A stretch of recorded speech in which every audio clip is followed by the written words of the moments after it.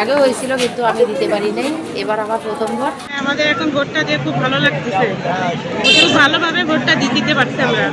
ত্রয়োদশ জাতীয় সংসদ নির্বাচন ও গণভোটে এবার দেশজুড়ে যে দৃশ্যটি সবচেয়ে বেশি চোখে পড়েছে তা হলো নারী ভোটারদের সরব উপস্থিতি।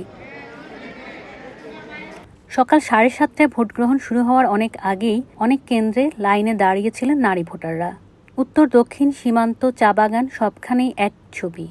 লালমনিরহাটের 3টি সংসদীয় আসনের 386টি কেন্দ্রে সকাল থেকে ভোট গ্রহণ শুরু হয়। শীত ও কুয়াশা উপেক্ষা করে ভোট কেন্দ্রে ভিড় করেন নারী ভোটাররা। জেলার মোট ভোটার প্রায় 11 লাখের বেশি, যার প্রায় অর্ধেকই নারী। সকাল গড়ানোর সঙ্গে সঙ্গে বিভিন্ন কেন্দ্রে নারী ভোটারদের দীর্ঘ লাইন দেখা যায়। প্রশাসন জানিয়েছে, সুষ্ঠু ভোট গ্রহণ নিশ্চিত করতে জিরো টলারেন্স নীতিতে নিরাপত্তা ব্যবস্থা জোরদার করা হয়েছে। মৌলভীবাজারের চা বাগান এলাকাগুলোতেও ছিল নারী ভোটারদের দীর্ঘ লাইন। গ্রামাঞ্চলের তুলনায় বাগান এলাকার কেন্দ্রে নারীদের উপস্থিতি ছিল বেশি দৃশ্যমান। একাধিক কেন্দ্রে দুপুর পর্যন্ত প্রায় 30% ভোট পড়েছে বলে জানিয়েছেন দায়িত্বপ্রাপ্ত কর্মকর্তারা। ভোটাররা জানিয়েছেন, শান্তিপূর্ণ পরিবেশে তারা স্বাচ্ছন্দ্যে ভোট দিতে পেরেছেন। ভোটের পরিবেশটা সুন্দর, আমরা সুস্থভাবে ভালোভাবে ভোটটা দিচ্ছি, আমরা খুব খুশি।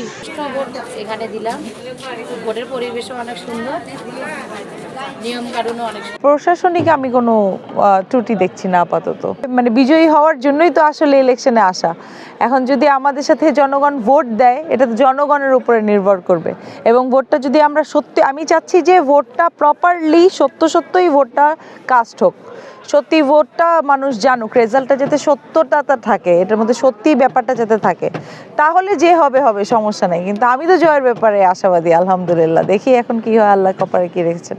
কিছু কেন্দ্রে কর্মকর্তারা জানিয়েছেন, সকাল থেকে পুরুষ ভোটারের তুলনায় নারী ভোটারের উপস্থিতি বেশি ছিল। ভোটারদের অনেকে বলেছেন, শান্তিপূর্ণ পরিবেশে ভোট দিতে পেরে তারা সন্তুষ্ট। সারা দেশে 12 কোটির বেশি ভোটার। বিভিন্ন জেলায় নারী ভোটারের সংখ্যা পুরুষ ভোটারের সমান, প্রায় কোথাও কোথাও সামান্য বেশি। বিশ্লেষকদের মতে, নারীদের এই সক্রিয় অংশগ্রহণ বাংলাদেশের গণতান্ত্রিক প্রক্রিয়ায় একটি গুরুত্বপূর্ণ বার্তা বহন করছে। সকাল থেকে যে চিত্র ভেসে উঠেছে তাতে স্পষ্ট, নারী ভোটাররা এবার পিছিয়ে নেই। গণতন্ত্রের এই দিনে দেশের বিভিন্ন প্রান্তে নারীর উপস্থিতি হয়ে উঠেছে সবচেয়ে দৃশ্যমান শক্তি।